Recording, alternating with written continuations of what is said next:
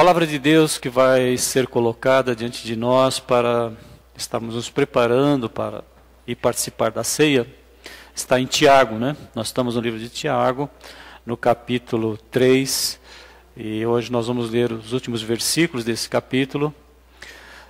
Como vocês sabem, Tiago,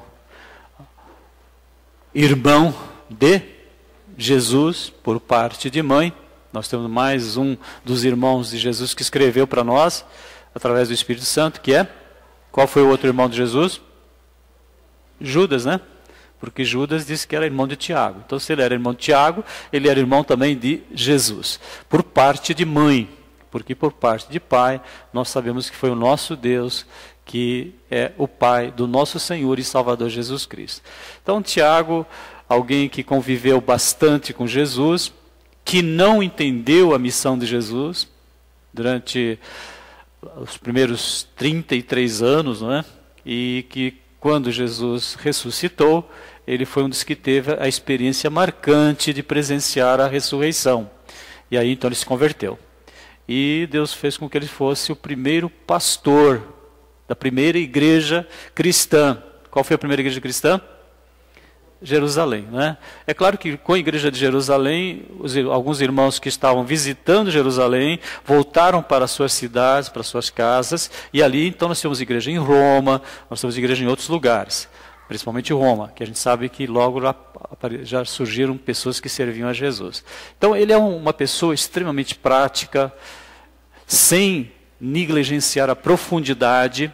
Então, ser prático não quer dizer que você não seja fundamentado na doutrina, na parte teórica. Então ele era alguém muito prático e que tinha todas as bases doutrinárias ou teóricas para poder falar conosco a respeito da língua, né? Então vocês lembram que ele falou com muita propriedade como que o falar tem um poder muito grande na nossa vida. E agora ele termina esse capítulo falando de sabedoria, né? Então, sabedoria. O livro de Provérbios diz assim: feliz é aquele que acha sabedoria e aquele que adquire entendimento, pois melhor é o lucro que ela dá do que o lucro da prata, e a sua renda do ouro do que o ouro. Então vejam a importância da sabedoria, está acima de qualquer valor material, né? Mas mais preciosa do que as joias, e nada do que se possa desejar é comparável a ela. Então nada que eu possa ansiar, desejar, planejar vai ser mais importante que a sabedoria. Longos dias há na sua mão direita e bastantes recursos e honra na sua esquerda. Os seus caminhos são caminhos de delícias, e todas as suas veredas são paz. É a árvore da vida para os que dela lançam mão, e bem-aventurado todo aquele que a retém, todo aquele que a mantém. Então o que nós vamos pedir a Deus agora? Senhor, eu quero ter dessa sabedoria, eu quero cada dia mais usar os recursos que tu nos deixaste para que nós sejamos sábios. Então, vida longa, vida com suprimento daquilo que nós precisamos de essencial, vida com alegria, vida com paz, vida com prevenção, né? Prevenir e evitar certas situações que a gente poderia ter evitado e não evitou. Então, tudo isso está fundamentado com o quê? Com sabedoria. Então, que as nossas crianças, nossos adolescentes e jovens e nós adultos possamos investir, em primeiro lugar, na verdadeira sabedoria. Porque existem duas sabedorias, né? Mas nós vamos hoje pensar que Deus vai nos abençoar e vamos ter sabedoria para ter uma vida com qualidade, né? Você quer uma vida saudável, uma vida física, mental, emocional, espiritual, que possa fazer com que você seja um verdadeiro instrumento nas mãos de Deus, não é? Então, quando a gente perde muito tempo com falsa sabedoria, a gente deixa de ser útil para Deus, né? Quantas coisas nós poderíamos evitar se nós estivéssemos atentos àquilo que o Espírito Santo falou através de Tiago para cada um de nós. Então, vamos orar? Senhor, eu quero sabedoria, sabedoria de Jesus Cristo, sabedoria do Espírito Santo, sabedoria do Pai, sabedoria que nos é ensinada através da palavra. Senhor, nosso Deus e nosso Pai, te suplicamos que tu nos abençoes. Nós vamos ler agora um texto que nos fala de sabedoria e que o teu Santo Espírito esteja salientando, aquilo que é fundamental para a nossa existência, que realmente o maior investimento que nós fizermos na nossa vida esteja vinculado à sabedoria que provém de Ti. Agradecemos porque podemos buscar essa sabedoria, podemos tê-la nas nossas vidas e podemos viver fundamentados nessa sabedoria através do poder do Espírito Santo no nome de Jesus. Amém? Quem é sábio e tem entendimento entre vocês, que o demonstre por seu bom procedimento, mediante obras praticadas com a humildade que provém da sabedoria. Contudo, se vocês abrigam no coração inveja amarga e ambição egoísta, não se gloriem disso, nem neguem a verdade. Esse tipo de sabedoria não vem dos céus, mas é terrena, não é espiritual, mas é demoníaca. Pois onde há inveja e ambição egoísta, aí há confusão e toda espécie de males. Mas a sabedoria que vem do alto é, antes de tudo, pura, depois pacífica, amável, compreensiva, cheia de misericórdia e de bons frutos, imparcial e sincera. O fruto da justiça semeie-se em paz para os pacificadores. Quantos tipos de sabedoria existem? Apenas 2. Não existe a terceira via, a terceira alternativa. Então só temos 2 tipos de sabedoria. Então fica tranquilo para que nós possamos fazer uma escolha, uma opção. Então nós podemos fazer uma opção diante de Deus. Eu quero ter a sabedoria que vai fazer com que eu tenha essas características que está lá em Provérbios capítulo 3, depois vocês leem em casa, não precisa abrir agora, né? Capítulo 3 diz assim que quem acha a sabedoria achou o melhor que pode ser achado nessa vida. Quando nós pensamos em sabedoria, logo vem, são conhecimentos, é entendimento, é discernimento, né? E é interessante que se você pudesse fazer uma equaçãozinha, né, uma síntese de que como que nós podemos viver, primeiro de tudo que nós vamos suplicar para Deus que nós sejamos o quê? Adoradores. Adorar a Deus em espírito e em verdade, com toda a nossa alma, com todo o nosso entendimento, com todas as nossas energias, nossos recursos. E é claro que isso vai acontecer amando o nosso próximo também, né? E se você pensar em sabedoria, é interessante que nesse texto diz assim, que sabedoria, qual seria a maneira de você ter sabedoria? O que viria antes da sabedoria nessa linha de pensamento, nessa equaçãozinha? O que é fundamental na vida do cristão?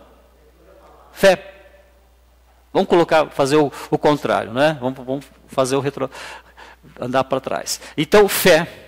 Mas para que possa ter fé, eu preciso ser um amante, um interessado, um estudioso, alguém que medita na palavra. Agora, fazendo a sequência. Então, o que vem em primeiro lugar na minha vida? A palavra. Segundo, a fé. Porque eu posso ter uma fé que não seja coerente, compatível com a palavra. Então, o que vem primeiro na minha vida é o quê? É a palavra. A palavra. Que nós vimos na quarta-feira. O culto racional. A palavra vai fazer com que eu tenha fé. Existe um ditado popular que todos vocês conhecem, né?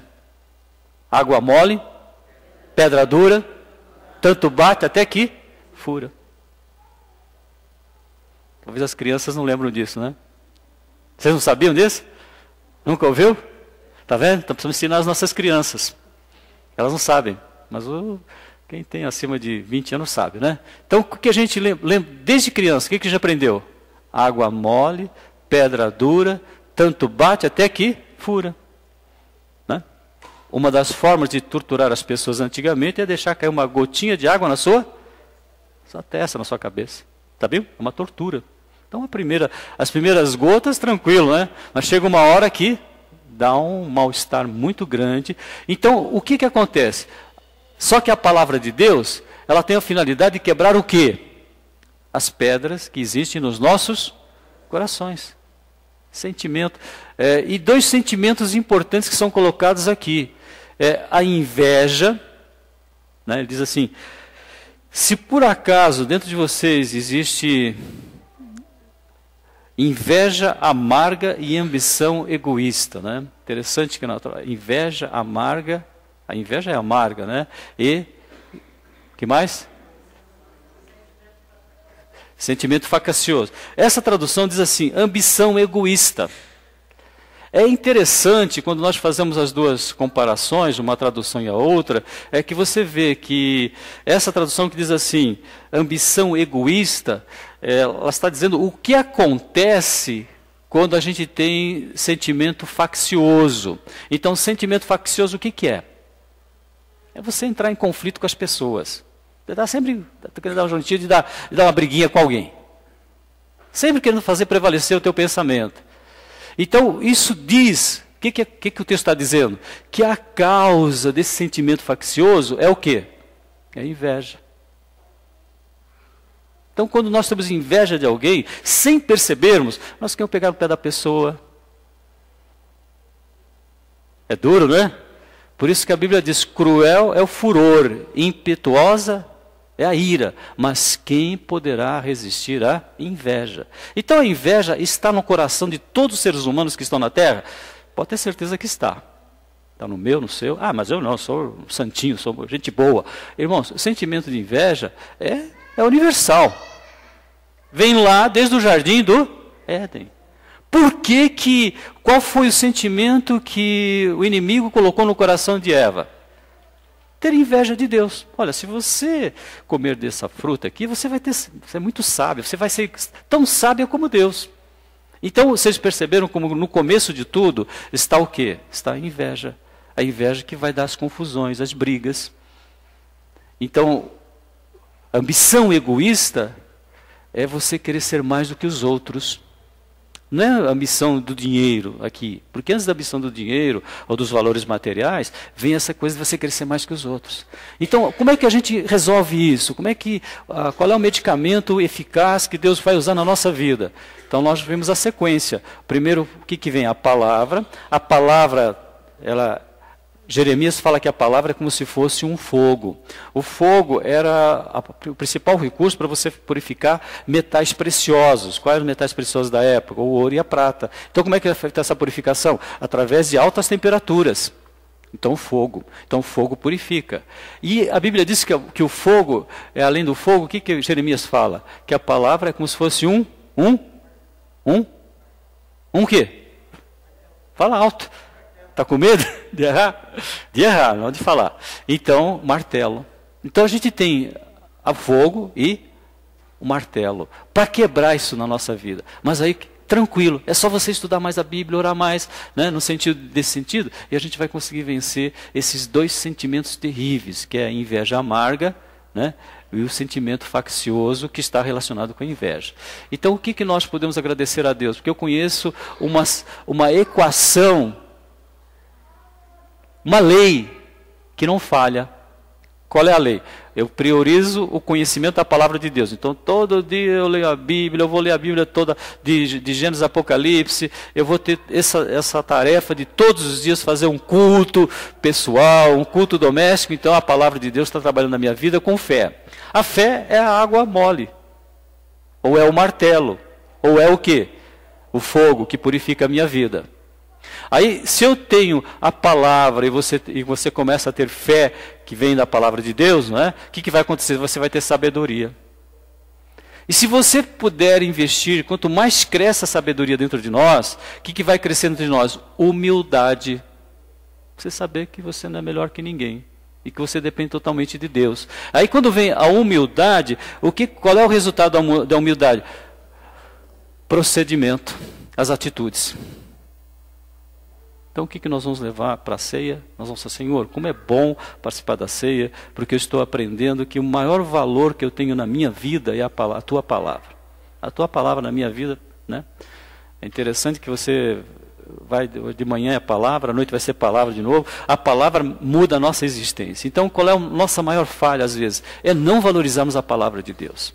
É a palavra. Então, eu vou ser assíduo na palavra. Ah, mas pastor, já sou. Então, seja mais. Uma vez o irmão falou para mim, eu já li a Bíblia 4, 5 vezes, então leia a 6ª vez, leia a 7ª, né? um dos servos grandes, quando a gente fala grande, porque ficou conhecido, né? Porque tem gente que é muito mais, talvez muito maior do que George Miller, a gente nem sabe. Mas um que ficou bem conhecido, George Miller, com 90 e poucos anos, ele falava assim, olha, eu faço questão, eu quero ler a Bíblia 2, 3 vezes por ano, com mais de 90 anos. Os pastores reuniram, nós queremos saber qual é o segredo de você ser uma pessoa vitoriosa nas orações. Ele falou, tranquilo, eu leio a Bíblia 2, 3 vezes por ano. Quando eu comecei a ler, eu li uma vez. Depois eu comecei a ler mais. Hoje eu estou lendo 3, 4 vezes por ano. Então, você pode achar absurdo, né? Mas é isso que nós temos que fazer. Se você já lê em 2 anos, tenta ler em 1 ano. Né? Porque para ler a Bíblia na primeira vez, acho que vai uns 2 anos. Se você já lê em 1 ano, tenta ler mais. Então, 30 minutos, lá, tira da rede não sei quantas lá, né? E tira da rede, desliga o celular, se for preciso, né? E vai ler a Bíblia, vai investir. Porque quando nós temos a palavra, o que acontece? Qual é o resultado imediato? Vai ter uma fé verdadeira. Se eu tenho a palavra e tenho a fé, se vocês quiserem copiar, podem copiar. O que vai acontecer na minha vida? Sabedoria. Se eu tenho sabedoria de Deus, eu vou me sentir mais dependente, mais humilde, menos crítico com os outros. Então vou ter sabedoria. Então menos inveja, não é? Menos sentimento faccioso, menos querer criticar, fazer divisões dentro da igreja, né? Fazer um grupinho vai para cá, um grupinho vai para lá. Não. Deus esteja glorificado em tudo, né? Então, numa empresa tem que ser assim, na família tem que ser assim, e na igreja mais do que nunca assim. Então, vamos recordar? Palavra, fé. Se eu tenho palavra e fé, eu vou ter sabedoria. Se eu tenho sabedoria, eu vou ter humildade. Se eu tenho humildade, eu vou ter um comportamento coerente. Porque ele diz assim, quem é sábio e tem entendimento entre vocês, que o demonstre por seu bom procedimento. Mas o bom procedimento, antes do procedimento, que ele diz assim, mediante obras praticadas com a humildade. Então o que vem antes do bom procedimento? A humildade. O que vem antes da humildade? Sabedoria. O que vem antes da sabedoria? Vem fé. O que vem antes da fé? A palavra. Vamos agradecer a Deus por isso. E quando nós celebramos a ceia, nós estamos comemorando, estamos agradecendo a Deus porque Jesus Cristo tudo fez completo para nós. É nele que nós temos a palavra, o verbo se fez carne, é nele que nós temos a fé, né? A fé vem pelo ouvir, é nele que nós temos a sabedoria, né? E é através dele que nós aprendemos qual é a primeira bem-aventurança. Bem-aventurados os humildes de espírito, porque deles é o reino dos céus. Jesus provavelmente não disse humildes, ele disse pobres. Mas a palavra pobre significa aquela pessoa que tem uma humildade tão grande que ela depende totalmente de Deus. Jesus estava fazendo uma comparação com as pessoas da sociedade daquela época e que dependiam totalmente dos outros para comer, para vestir, para cuidar da sua saúde. Eram pessoas extremamente miseráveis no sentido material. Nós reconhecemos que espiritualmente tudo que nós somos depende totalmente de Deus. Então, ceia é isso.